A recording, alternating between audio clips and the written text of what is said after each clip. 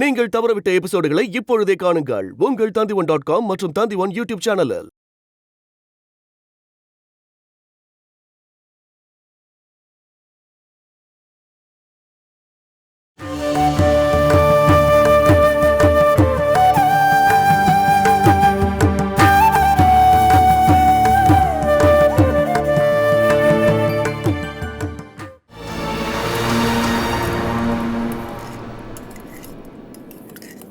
ஜெயா, அந்த மஞ்சத்தூளை கொஞ்சம் எடுத்து கொடு. அதுக்கப்புறம் கொஞ்சம் ஜீரகத்தை போட்டு அரைக்கணுமா? இங்க பாருங்கக்கா, சமைக்கிறதுல நீங்க இவ்ளோ இன்ட்ரெஸ்ட் காட்டுனீங்கன்னா இதே வீட்ல நம்மள வேலைக்காரியா மாத்திடுவாங்க. நமக்கு இதை தவிர வேற ஏதாவது வேலை இருக்கா என்ன ஜெயா? அதுக்காக நீங்க தாராவை கவனிச்சிங்களா? அவ சமைக்கிறதுக்கு கிச்சன் பக்கம் வரவே மாட்டா, ஆனா ஆர்டர் மட்டும் போடுவா. அவ கல்யாணம் பண்ணிட்டு வந்து ரொம்ப நாள் ஆகல ஜெயா. அது மட்டும் இல்லாம சமைக்கிறதுல இன்ட்ரெஸ்ட் இருக்கவங்க தான் கிச்சனுக்கு போனா சரிப்பட்டு வரும். சமையலுங்கிறது ஒரு கலை ஜெயா. எனக்கெல்லாம் சாப்பிடதாங்க ரொம்ப பிடிக்கும், சமைக்கணும்னா சுத்தமா பிடிக்காது. அந்த ஜீரக பொடி அப்படியே கொடு. சொல்ல போனா தாரா மகாராணி மாதிரி நினைச்சுக்கிறா. எப்ப பார்த்தாலும் பெட்ரூம்லயே இருக்கா. நம்மளோட புருஷனுங்க நம்மள கண்டிக்கவே மாட்டேன்றாங்க. கஜேந்திரன் பொண்டாட்டியும் உள்ளங்கையில வச்சு தாங்குறான். புது பொண்டாட்டில ஜெயா, உள்ளங்கையில தோல்ல தலையிலன்னு கண்டிப்பா வச்சு நடப்பாங்க. நமக்கும் கல்யாணம் ஆனதுக்கு அப்புறம் நம்மளும் இது எல்லாத்தையும் அனுபவிச்சோம்ல. இருந்தாலும் இதெல்லாம் கொஞ்சம் ஓவர் தான்க்கா. நீங்களும் மகிமாமாவும் ஹனிமூனுக்கெல்லாம் போனீங்களாக்கா? நாங்க ஊட்டி கொடைக்கானல் போனோம். 10 நாளைக்கான ட்ரிப். அது ஒரு நல்ல அனுபவமா தான் இருந்தது. அன்னைக்கு எடுத்த போட்டோஸ் வீடியோஸ் எல்லாத்தையும் நானும் என் வீட்டுக்காரரும் அடிக்கடி எடுத்து பாப்போம். அதெல்லாம் ஒரு சுகம்தான். நாங்க மைசூருக்கு போனோம். அங்க இருந்த குளிருக்கு ஜாலியா சரக்கு போட்டு அவர் பாட்டிக்கு சந்தோஷமா இருந்தாரு. 4வது நாளே எனக்கு கோல்டு வந்தப்போ நம்ம வீட்டுக்கு போலான்னு சொல்லிட்டேன்.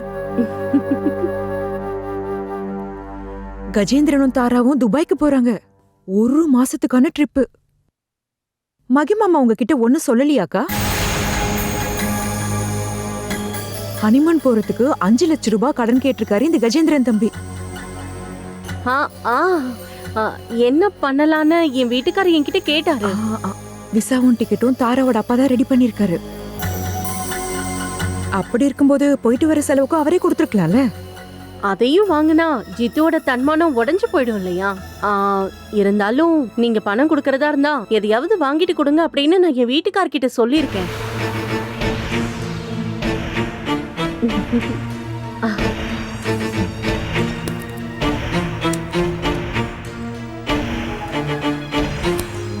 அண்ணி, எலுமிச்சம்பழம் ஏதாவது இருக்கா? தாராவுக்கு உப்பு போட்டு லெமன் ஜூஸ் வேணும்னு கேட்டா. அதுக்கு என்ன, ஒரு நல்ல ஃப்ரெஷ் ஜூஸை ரெடி பண்ணி நான் ஜெயா கிட்ட கொடுத்து விடுறேன். நீ போப்பா. தேங்க்ஸ் அண்ணி. கஜேந்திரா, நீ துபாய்க்கு போயிட்டு வரும்போது எங்களுக்கு என்ன வாங்கிட்டு வருவீங்க? உங்களுக்கு என்ன வேணுமோ கேளுங்க. உங்களுக்கு என்ன வேணும்னு தாரா கிட்ட சொன்னா போதும், அவ வாங்கிட்டு வருவா. ஓ, ஹனிமூனுக்கு இடையில நாங்க சொல்றதெல்லாம் ஞாபகம் இருக்குமா? சொல்லி பாருங்க, அவ ஞாபகம் வச்சிருப்பா.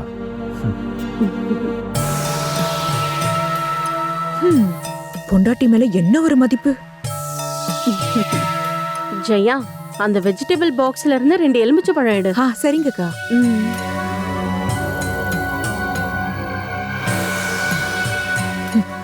எலுமிச்சம் பழமாமா, அதுவும் நானே எடுத்து கொடுக்கணுமா?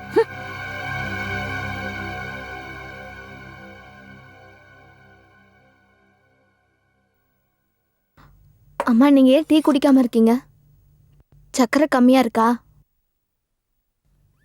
என் மனசு கசப்பா இருக்கிறப்போ நீ என்னதான் டீல சக்கரை போட்டு கொடுத்தாலும் அது கசப்பா தான் இருக்கும். நீங்க பெத்த பொண்ணு வந்துட்டு போனத நான் சொல்லணும்ல. நான் பெத்த பொண்ணு, அவ பார்க்க வந்தது ஒன்னதான். அதான் எனக்கு சந்தேகமா இருக்கு. அவ வந்து சொன்னது எல்லாமே உண்மைன்னு நீ நினைக்கிறியா என்ன? அவ மனசுக்குள்ள வேற எதையும் ஒண்ணு வச்சுக்கிட்டு தான் இங்க வந்துட்டு போயிருக்கா. அதுவும் கோபிக்கு ஹார்ட் அட்டாக் வந்திருக்குன்னு சொல்றதெல்லாம் என்னால நம்ப முடியல. இதே இருக்கிறவங்களுக்கு தானே அந்த பிரச்சனை வரும். உங்க மக எதுக்காக இங்க வந்துட்டு போனாங்கன்னு நினைக்கிறீங்க? அததாம்மா நானும் யோசனை பண்ணிட்டு இருக்கேன். கோபி உனக்கு பண்ணது தப்புன்னு இங்க இருக்கிற எல்லாருக்குமே தெரியும். ஆனா அத உன்கிட்ட ஓப்பனா சொல்றதுக்கும் உன்கிட்ட மன்னிப்பு கேட்கறதுக்கான மனசும் என் பொண்ணு ஸ்ரீக்கு அப்படி இருக்கான்னு தான் எனக்கு சந்தேகமா இருக்கு. ஒருவேளை என் சாபத்துக்கு பயந்து வந்திருப்பாங்க. கடவுள் தண்டனை கொடுப்பாருன்னு என்கிட்ட சொன்னாங்க. இல்ல இல்ல, பெத்த அம்மாவையே வெளியே அனுப்பினவங்களுக்கு தெய்வத்தை பார்த்தாலாம் பயப்படுவாங்கன்னு எனக்கு தோணல. இது வேற எதுக்கோ பிளான் பண்ணி வந்த மாதிரி தான் தோணுது. என் மனசுக்குள்ள சில யோசனை ஓடுது. என்னம்மா அது? இப்ப நான் சொல்ல போறதில்ல, நீ தினமா பார்க்கலாம். நான் போய் ட்ரெஸ் சேஞ்ச் பண்ணிட்டு வரேன். டீ குடிக்கலையா? வேண்டாமா. ஸ்ரீ அக்கா இங்க இவ்வளவு தூரம் வந்துட்டு அவங்க புருஷனுக்கு உடம்பு சரியில்லைன்னு சொல்லியிருக்காங்க. அப்போ நீங்க அங்க போகணும்ல. இல்லனா நான் உங்ககிட்ட எதுவும் சொல்லன்னு அவங்க நினைப்பாங்க. அவங்க என்ன நினைச்சா உனக்கு என்னம்மா? அவங்க உனக்கு யாரு? நீ ஒரு மனித பிறவிங்கிற இறக்கத்தை கூட அவங்க உன்கிட்ட காட்டல. இருந்தாலும் நீங்க உங்க பசங்களை விட்டு பிரிஞ்சு வரணும்னு எனக்கு ஆசையே இல்லை. சொந்தம்னு சொல்றதுக்கு எனக்கு யாருமே இல்லாம போனாலும் என் கூட இருந்தவங்க செத்து போன வேதனைய நான் நல்லாவே அனுபவிச்சிருக்கேன். நீ சொல்றது எனக்கு நல்லாவே புரியுது. யாரை விட்டும் பிரிஞ்சு போக கூடாதுன்னு தான் நானும் ஆசைப்படுறேன். ஆனா நம்ம நல்லபடியா வாழ்றதுக்கான வேலைய நம்ம பார்த்து தானே ஆகணும். ஒரு நல்ல பிசினஸ் ஆரம்பிக்கிறதுக்கான வாய்ப்பு எனக்கு இப்ப வந்திருக்கு. அத பத்தி பேசுறதுக்காக தான் நான் இப்ப போயிட்டு வந்தேன். சூர்யா குரூப் ஆஃப் கம்பெனிஸ் அப்படின்ற ஒரு சாதனம்.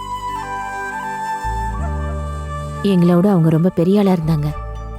நான் எக்ஸ்போர்ட் கம்பெனி ஆரம்பிச்சதுக்கு அப்புறம் அவங்க கம்பெனி லாஸ்ல போயிடுச்சு. இப்போ அந்த கம்பெனி க்ளோஸ் பண்ண போறாங்களாமா. அது நமக்கு கிடைக்கும். அம்மா, இப்போ உங்களால அப்படி ஒரு தலைமை பொறுப்பை உங்களால ஏத்துக்க முடியுமா? அந்த கடவுளே நமக்காக ஒரு நல்ல வழியை காட்டும்போது அதுல சில கஷ்டமான விஷயமும் இருக்கும்.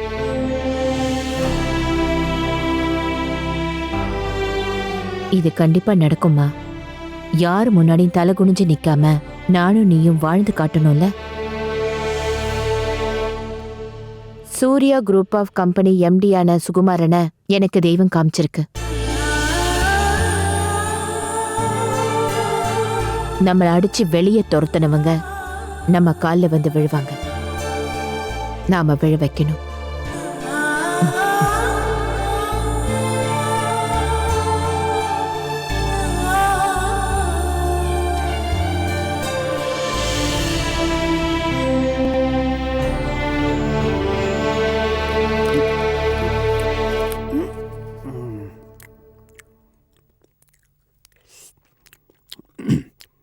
இருந்தாலும் நீ எனக்கு ஹார்ட் அட்டாக்னு சொல்லியிருக்க கூடாது. ஒரு ஹார்ட் பேஷண்ட்டை எல்லாரும் அனுதாபத்தோட தான் பார்ப்பாங்க. நீ வேற ஏதாவது நோயை சொல்லிட்டு வந்திருக்கலாம். நீங்க நடந்துக்கிறதுக்கு ஒரு நோய் வந்திருக்குன்னு நான் சொல்லியிருப்பேன். ஆனா அதை பத்தி நான் சொன்னேன்னா என்ன பத்தியும் தப்பா நினைப்பாங்கல்ல. அனுதாபமாமா. நீங்க தண்ணி கிடைக்காம செத்து போறீங்கன்ற நிலைமை வந்தா கூட அந்த பொண்ணுக்கு உங்க மேல அனுதாபங்கிறதே வராது. உங்க பேரை சொன்ன உடனேவே அவ கண்ணு அப்படியே நெருப்பா எரியுது.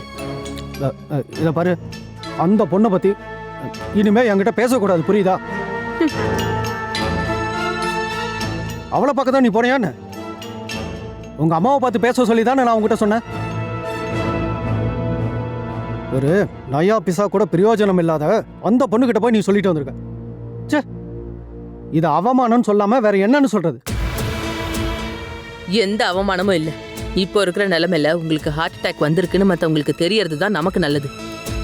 அம்மாவுக்கும் அந்த வீட்டுல இருக்கிறவங்களுக்கும் என் மேலையும் நம்ம பொண்ணுங்க மேலையும் ஏதாவது அனுதாபம் வரணும்னா அதுதான் ஒரே வழி. அது சரி. அப்படின்னா உன் குடும்பத்துல இருந்து ஏதாவது உனக்கு கிடைக்கிறதுக்காக நீ என்ன கொல்றதுக்கு கூட தயங்க மாட்டேன்னு நினைக்கிறேன் ஸ்ரீ. உன்னை கல்யாணம் பண்ணதுக்கு எனக்கு இதெல்லாம் தேவைதான். இப்படி விவஸ்தையே இல்லாம அள்ளி அள்ளி சாப்பிட்டுட்டு இருந்தா உங்களை கொல்றதுக்கு யாரும் வர வேண்டாம். ஹார்ட் அட்டாக் அதுவா உங்களை தேடி வந்துடும். இங்க பாருங்க, உங்களுக்கு உடம்பு சரியில்லைங்கிறத பத்தி அம்மா வீட்டுக்கு ஃபோன் பண்ணி நான் இன்ஃபார்ம் பண்ணிருக்கேன். ஒருவேளை அவங்க வந்தாங்கன்னா எனக்கு ஒன்றும் இல்லைன்னு சொல்லி நடக்க ஆரம்பிச்சிடாதீங்க. இதை பாரு ஸ்ரீ, உன் வீட்டுல இருந்து உனக்கு என்ன கிடைக்குங்கிறதுக்காக என்ன இப்படி நோயாளின்னு சொல்லிட்டு வந்திருக்க? அங்கதான் எல்லா பங்கையும் பிரிச்சு கொடுத்துட்டாங்களே. நமக்கு இருந்த ஒரே ஒரு எதிர்பார்ப்பு அம்மாவோட ஃபிக்ஸ்டு டெபாசிட் தான். அதுவும் நாசமா போச்சு. உங்க அம்மா டெபாசிட்டை கேன்சல் பண்ண போறாங்கிற விஷயத்த உங்ககிட்ட நான் சொல்லாமையே இருந்திருக்கலாம்.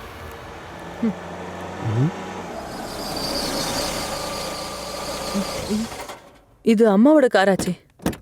பரவாயில்ல, நான் ரொம்ப புத்திசாலி தான் போல. உங்க அம்மா வந்திருக்காங்கன்னா சொல்ற. பின்ன வேற யாரு? நீங்க சீக்கிரமா மேல போய் படுத்து தூங்குங்க. அம்மா வந்து பார்க்கும்போது சாக கிடக்குற நோயாளி மாதிரி நடிக்கணும். நடிக்கிறதுக்கு நான் ஒன்னும் உங்களுக்கு சொல்லி தர வேண்டிய அவசியம் இல்ல. இல்ல இருந்தாலும் கொஞ்சம் சீக்கிரமா போங்க. ம்.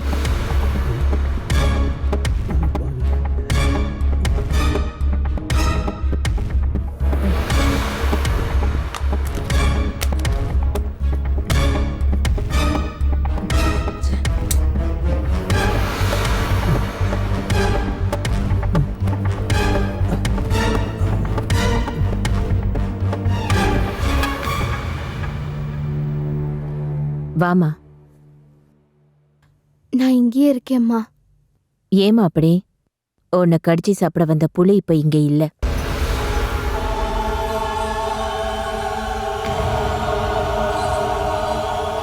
அட, நீங்க என்னம்மா இங்க? அம்மா, கார் சத்தம் கேட்ட உடனே நான் என்னமோ என் வீட்டுக்காரரை பார்க்க அவர் ஆபீஸ்ல இருந்து யாரோ வந்திருக்காங்கன்னு நினைச்சேன். உங்களையும் கிருஷ்ணாவையும் நான் கொஞ்சம் கூட எதிர்பார்க்கவே இல்லை. இந்தம்மா. இருந்தாலும் உங்களுக்கு இங்க வரணும்னு தோணுச்சுல்ல. எங்க மேல உனக்கு கோபம் இருந்தாலும் என் வருத்தத்தை அம்மா கிட்ட நீ எடுத்து சொல்லி புரிய வச்சிட்டல கிருஷ்ணா. வாங்கம்மா, வா கிருஷ்ணா, பயப்படாம வா. ம்.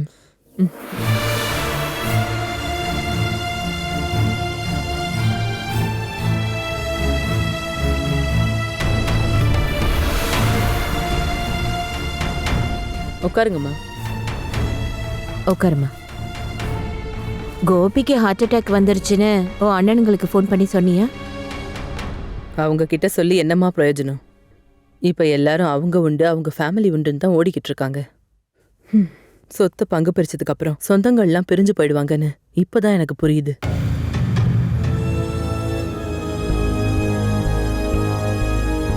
நீங்க எல்லாத்தையும் கவனிச்சுக்கிட்டு இருந்தப்போ நாங்க எல்லாரும் ஒன்னா இருக்கிற மாதிரி நான் ஃபீல் பண்ணுவேன். இப்போ அப்படி இல்ல, தனியா இருக்கோமோன்னு பயமா இருக்கு. நீ அப்படிலாம் யோசனை பண்ணாத ஸ்ரீமா. உன் அண்ணனுங்க யாருமே உன்கிட்ட சண்டைலாம் போடலல்ல. கோபி கூட அவங்க நல்லா க்ளோஸா தானே இருக்காங்க. பல விஷயங்கள்ல நீங்க 2 பேரும் நல்லா உதவி பண்ணிக்கிட்டு முன்னேறி போயிட்டு இருக்கீங்கன்னு எனக்கு நல்லா தெரியும். நல்ல விஷயம்.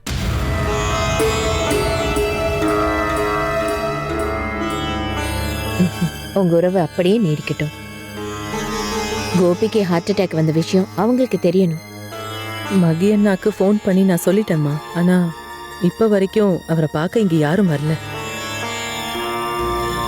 நான் நீங்க வருவீங்கன்னு எதிர்பார்க்கல. நீ நாங்க தங்கியிருந்த இடம் வரைக்கும் வந்துட்டு போயிருந்தல. ஒவ்வொருத்தருக்கும் ஒரு வியாதியும் துக்கமும் வர்றது அவங்க செய்யற கர்ம வினைதான். அதை தவிர யாரோட சாபத்திலையும் அது வராது.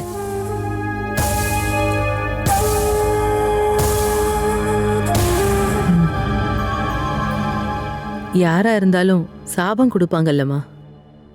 நான் ஒன்னும் கிருஷ்ணாவை குற்றம் சொல்றதுக்காக அங்க வரல. என் புருஷன் பண்ண தப்புக்காக மன்னிப்பு கேட்க வந்தேன்.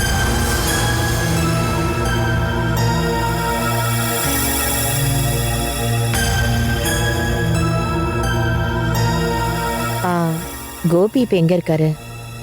மேல அவர் ரூம்ல படுத்துட்டு இருக்காரு. மேல இருக்க ரூம்லயா? அட்டாக் வந்த ஒரு பர்சனை நீ எதுக்காக படியேறி மேல கொண்டு போய் படுக்க வச்சிருக்க ஸ்ரீமா? அவரு அங்கதான் இருப்பேன்னு அடம் பிடிச்சா அதுக்கப்புறம் நான் என்னமா பண்ண முடியும்? நீ இங்கே இருமா, நான் போய் கோபியை பார்த்துட்டு வரேன். அது மட்டும் இல்லாம நீ வர வேண்டாம்.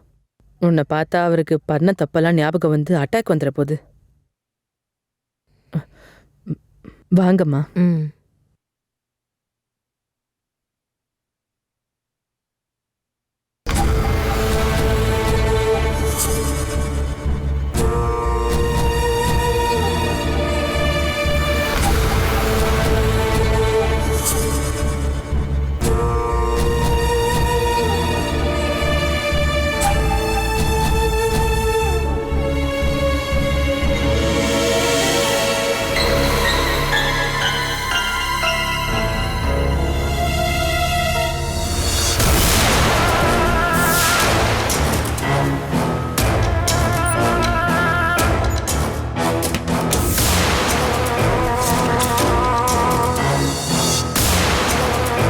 ஏய்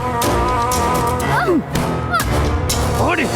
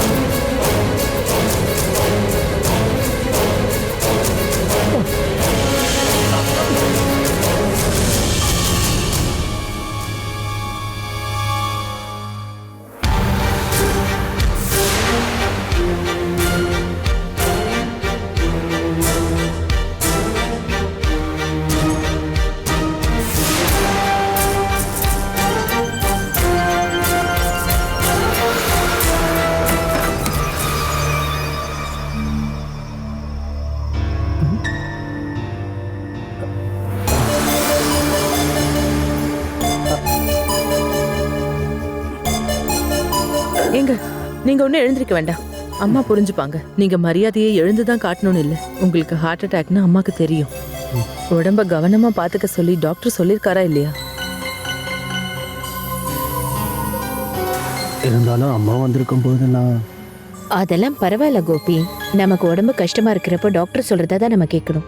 நீங்க அங்கே படுத்துக்கோங்க, நான் இங்க உட்காந்துக்கிறேன்.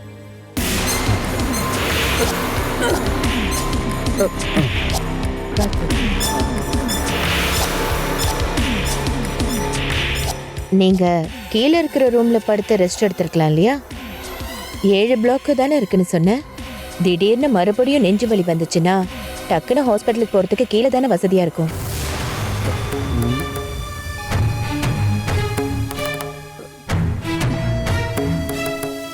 இங்க இருந்து கூட்டிட்டு போறதுக்குள்ள இவரு செத்து போனாலும் போயிடுவாரு.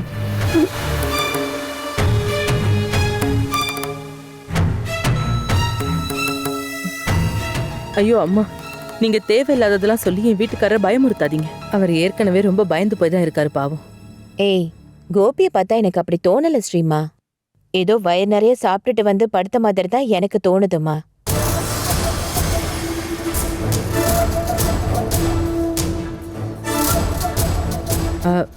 அது என் வீட்டுக்காரரோட தனித்திறமமா.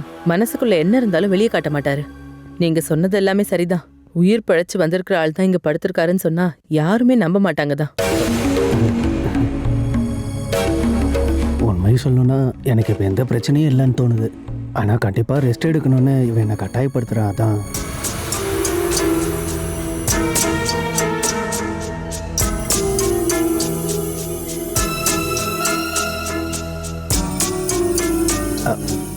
அது வந்து டாக்டர் அவகிட்ட இப்படி சொல்லும்போது அவள் கண்டிப்பாக அதை ஃபாலோ பண்ணி தானே செய்வாள். கண்டிப்பா அதுதான் சரி. நானும் அதை தான் சொல்ல வந்தேன். நீங்க ரெஸ்ட் எடுங்க. மருந்தெல்லாம் நீங்க சரியா சாப்பிட்டுட்டு இருக்கீங்கல்ல? அது எல்லாமே நேரம் தவறாமல் ஸ்ரீ எனக்கு கரெக்டாக கொடுத்துட்றேன். உங்கள் பொண்ணு என்ன எந்த அளவுக்கு கவனிச்சுப்பான்னு இப்போதான் எனக்கே தெரியுது. இந்த மருந்தெல்லாம் ரொம்ப நாள் கொடுத்துட்டு இருக்க முடியாதுமா. பிளாக் எடுக்க ஆன்ஜியோ பண்ணி ஆகணும்னு டாக்டர் சொல்லியிருக்காங்க.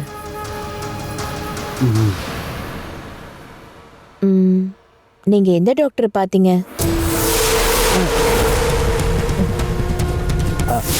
அது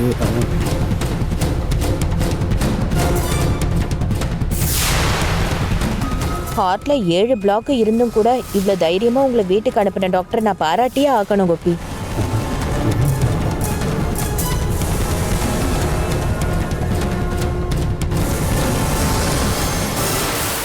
டாக்டர் ஒன்றும் சாதாரணமா வீட்டுக்கு போக விடல. ஆன்ஜியோகிராம் முடிஞ்சதுக்கு அப்புறம் தான் அனுப்புனாரு. இங்க பாருங்க, நாங்க பொய் சொல்றோம்னு நினைக்கிறீங்களாமா?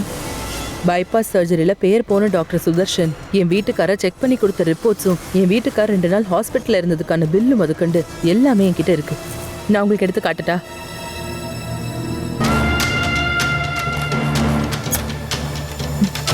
இந்தா நீயே பாரு.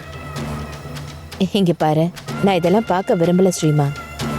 டாக்டர் சர்ஜரி பண்ணணும்னு சொல்லியிருக்காருல, அப்ப கண்டிப்பா பண்ணு. எப்படிமா பண்ண முடியும்? கவர்மெண்ட் மெடிக்கல் காலேஜ்க்கு போனா அவங்க நினைக்கிறப்ப தான் சர்ஜரி பண்ணுவாங்க. டாக்டர் சுதர்ஷனோட பிரைவேட் ஹாஸ்பிட்டல்ல பண்ணணும்னா அதுக்கு மொத்தம் 5 லட்சம் கிட்ட செலவாகும்னு சொல்றாரு. அப்புறம் 2 மாசம் ரெஸ்ட் எடுக்கணும். அதுக்கப்புறமும் வேலைக்கு போகும்போது ரொம்ப சேஃபா போயிட்டு வரணுமா. சுருக்கமா சொல்லணும்னா என் வீட்டுக்காரு திரும்ப பழைய மாதிரி ஆகிறதுக்குள்ள கிட்டத்தட்ட ஒரு 10 லட்சமாவது செலவாயிடும் போல. இவ்ளோ பணத்தை நாங்க எங்கம்மா போய் ரெடி பண்றது?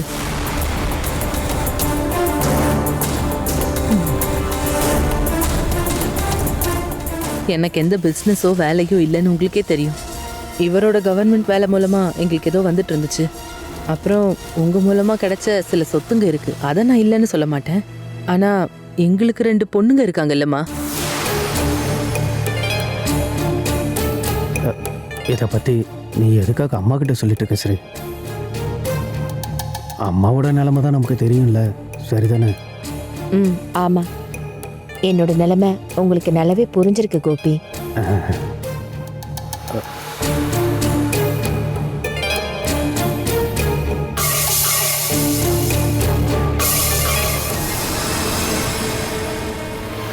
சொத்து பணம் எல்லாம் நாளைக்கு சம்பாரிச்சுக்கலாம்.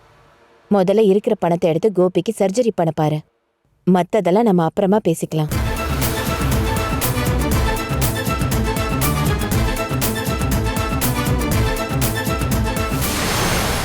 நான் அப்போ கிளம்புறேன் கோபி. எல்லாம் நல்லபடியா நடக்கும் கோபி. சரிம்மா. ம்ஹும்.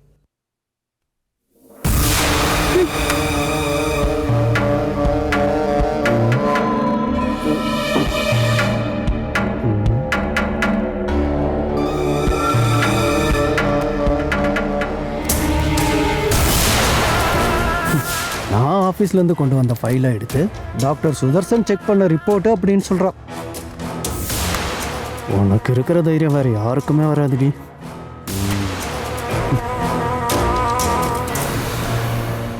Catch us on TV, Tandivan.com, Facebook and YouTube.